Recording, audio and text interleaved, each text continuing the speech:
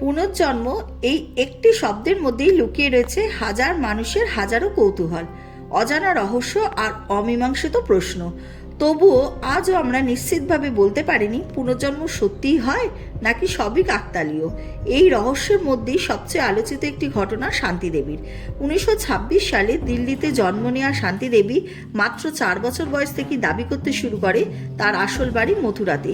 সে জানায় তার আগের নাম লুগদি দেবী, তার স্বামীর নাম কেদারনাথ চৌবে। সবচেয়ে অবাক করার মতো বিষয়, সে বলে সন্তান জন্ম দিতে গিয়েই তার মৃত্যু হয়েছিল।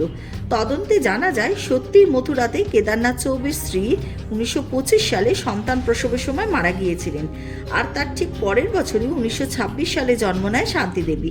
পরে যখন মথুরাতে নিয়ে যাওয়া হয়, সে নাকি নিজের আগের বাড়ি ও স্বামীকে চিনে ফেলে। এমনকি এই ঘটনা তদন্তের জন্য মহাত্মা গান্ধী নিজে একটি কমিটি গঠন করেছিলেন। তাহলে প্রশ্ন একটাই, এটা কি সত্যিই পুনর্জন্মের প্রমাণ, নাকি এমন এক রহস্য যার উত্তর আমরা আজও খুঁজে পাইনি?